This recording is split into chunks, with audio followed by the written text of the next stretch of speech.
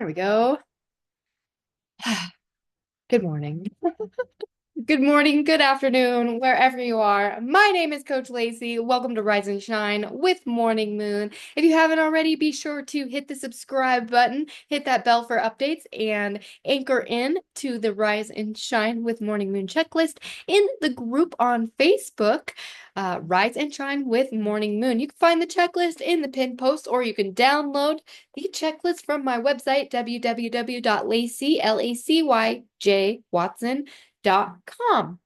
Download the release guide with the Foundations of Wellness checklist, anchor in every day, and check in with your circle of life every season. It is Tuesday, April 22nd. We are still in a bright week here. And this week, I have been talking a lot about forgiveness. And yesterday, we talked a little bit about loyalty and forgiveness and trusting ourselves. And I'm thinking a lot about this because Jesus died on the cross for our sins and forgiveness. And forgiveness is one of these things that it sounds really soft and fluffy. But when it comes time to actually forgive and actually do the thing, it feels like a lot of swallowing broken glass sometimes and smiling afterwards. Going through this shit and smiling afterwards, right? Oh my gosh, it can be really difficult to forgive. It can be hard, especially when the person that you are trying to forgive is still difficult and still has, hard personalities. We deal with difficult people all the time. And one of my one of my gifts is dealing with difficult people, dealing with people who haven't changed, people who don't say they're sorry. You know, when you are trying to forgive someone, it can be really difficult when they're cold or distant or maybe even cruel, um, or if they're, you know, unresponsive, or if they're chaotic. It can be really difficult to have those people in our lives. And we're called to forgive them for their behaviors. And it's not because they deserve it or because they're right or because, we want to, you know, prove a point or whatever. We forgive people because we deserve peace in our hearts and we deserve love. And um forgiveness can be a really challenging task when you're dealing with difficult people or people labeled as toxic. The word toxic gets thrown around a lot, and unfortunately in our society, um there's a thought process of cutting people off when they are quote unquote toxic or whatever, but forgiveness doesn't look like just cutting people off. Not always. Actually, cutting people off is probably the last thing you really want to do, unless it's truly necessary. We live in a world that throws people away like just paper cup. One little upset, one little moment, one misunderstanding or difference in belief, and boom, just done, gone, ghosted, blocked, canceled, whatever, you're done. And that's not love. I don't believe that's love. It is not love to just cut people off and be done with them.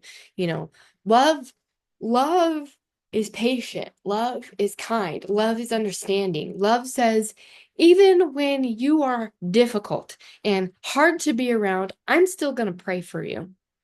I'm still going to let you know that I care.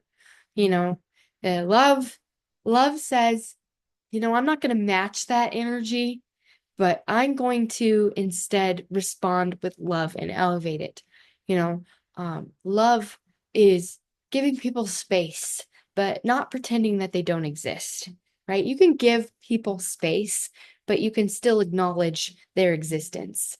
Giving the silent treatment and the cold shoulder is actually a mark of immaturity. And, you know, the thing is we don't cut people off that we love over a discomfort, over being uncomfortable or apprehensive or having a misunderstanding. Sometimes misunderstandings are uncomfortable. Sometimes when people are expressing their beliefs or attempting to assist or trying to tell their story, it's uncomfortable. And we don't always agree with people and what their thought processes are. And we don't always understand where they're coming from, especially if we're not emotionally and mentally mature and spiritually mature enough to receive what is being said. But if we can grow through what we go through, if we can grow through discomfort, if we can sit with discomfort, we can reflect on the situation, we can lean in and see what solutions can be given to solve. We can apologize when it's needed. We can listen deeper. We can hold space even though your ego is screaming at you to flee. Oftentimes our egos come up and want us to flee and depart from things because they are closer to what we need to learn. We're closer to the truth of what needs to be learned. And we grow through what we go through. We reflect, we hold space, we forgive. Forgiveness is not weakness. It is discipline. It is a mark of maturity and discipline. And I'm not saying here to let someone abuse you, abuse you emotionally, verbally, physically, whatever. You absolutely have a right to having boundaries and protection.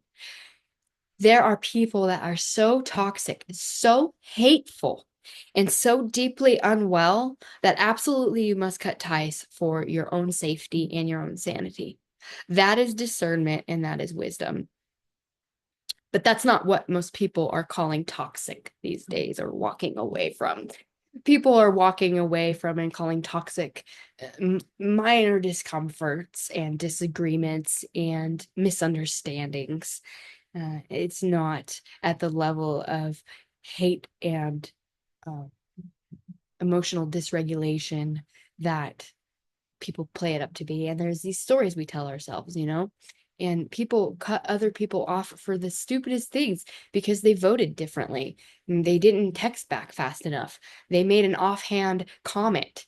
We didn't show up the way that they wanted us to, or, they're going through something dark and, we didn't recognize that, or we didn't, someone didn't respond in the way that was expected, or they didn't get their way. People get cut off for not getting their way or not communicating. People will do this thing where they won't fully communicate and then blame others for what they failed to communicate or what they failed to be honest about. People will cut other people off because they've created a story in their head that was dishonest to begin with. You know, those things like lies of omission, those little tiny things. People will cut other people off because of their inability to communicate. And my call to those people is to take a look at themselves and look in the mirror, because that's toxic, and we should call that what it is. It's all ego, and ego is often a liar. The ego is often trying to position us for self self-righteousness, and your ego will say to you, those people aren't worth it, and your ego will feed into all of the things that you think is justified, but it's not all about you. So listen to your spirit, and your spirit will tell you to go deeper, and that this would be an invitation to grow. Discomfort is always an invitation to grow. When you forgive, it is inviting growth into your life. So the question is, how do we forgive without cutting people off? Because clearly there's been a cultural shift when it comes to how we deal with conflict. And I think that we have been conditioned to be weak, and that way we don't face our own demons, and we don't face the truth of the matter to where we can actually create sustainable generational change. And unfortunately, the powers that be don't want us to be connected and happy and vibrant. They want us to be disconnected, dissociated, and lack discernment. So how do we forgive people without cutting them off out of our life? And this, I think this is very pertinent for the younger generations. So I really hope that they watch this. So I would say that instead of cutting people off when you're in a moment of needing to discern through to the discomfort, you should reflect on the situation rather than reacting. So if you become triggered, ask yourself, what's triggering me? What story am I believing? Is this true? Ask the questions. Byron Katie, the work. Is this true? Am I absolutely certain that this is true? And if this is true, what does this mean for me? And who would I be without that thought? You always ask the questions.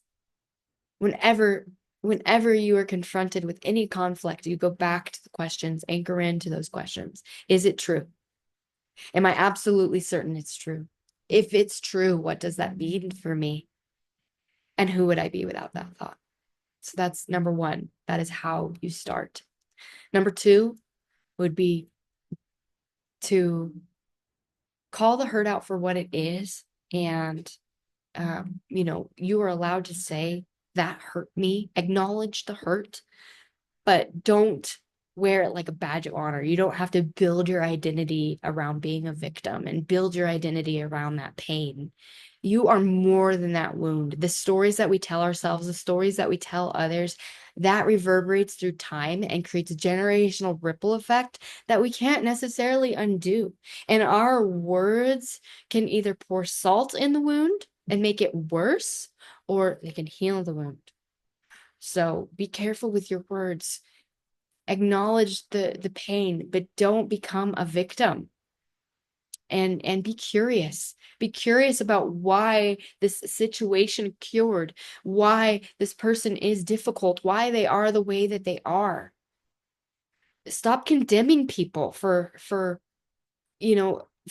their actions. Instead of assuming the worst, ask questions. What's really going on with this person? Oftentimes what's disrespectful is pain in disguise. And yes, it's difficult to recognize that. And yes, it's not right when people take their pain out on you. But if you can have some grace and mercy with a tender heart to see where people are at in their pain. So many people are struggling with chronic illness, chronic pain, ongoing trauma, depression, anxiety, anger. You have no idea what's going on in someone's life. So be kind. Be curious. Stop condemning others. If you could look at other people as the children that they are, see everybody like they're 5 and ask the questions. Because if you can look at everyone that they are 5 years old and see them through the eyes of the tender heart of mercy, you will have more compassion and curiosity over their situation. And the only time in my eyes that doesn't apply is when they are physically harming children or animals. If someone is physically or sexually harming a child or animal, then that is when we do not look at all these things. And that is when we cut them off. But when we pray for them always. Other than that, you always want to look at people's humanity. What are they going through? It doesn't excuse their behavior, but it gives you grace and a tender heart of mercy to be able to see through that pain and maybe help them through it, because people are so used to a negative response that when someone comes back with a positive response as the response to their negativity, it's shocking to the nervous system. So don't respond to pain with more pain. It's just like putting fire on fire. Respond to pain with love. That's like putting water on the fire. Then you want to anchor in. Anchor in, everyone. Back at it. Back to that. People ask me, why do we, I have clients every day that ask me why we focus on food. I don't care about, my weight. Why are we focusing on this? Because it is the wellness foundation for the building blocks of your life. When chaos ensues and you don't have control over anything, you have control over your controllables. And when you are sick and not feeling well and you're older, these foundations will keep you strong in the storms of your life. That is why it is so important to come back to yourself and to anchor in and to come back to the core values, come back to God. You don't need to have it all figured out to show up with grace and a tender heart of mercy. I'd finally show up anyways. Just do it. Do it afraid. Even when it's awkward, even when you're unsure, even when the path is unclear, even when your pride wants you to just check out, just keep showing up and show up with love. How do you want to show up in the world?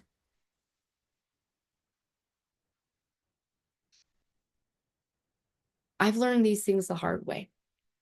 There are people that I have walked away from. There are people I've wanted to walk away from, people who have misunderstood me, who have walked away from me, people who have talked about me behind my back, judged me, told people I don't even know things about me that are completely untrue.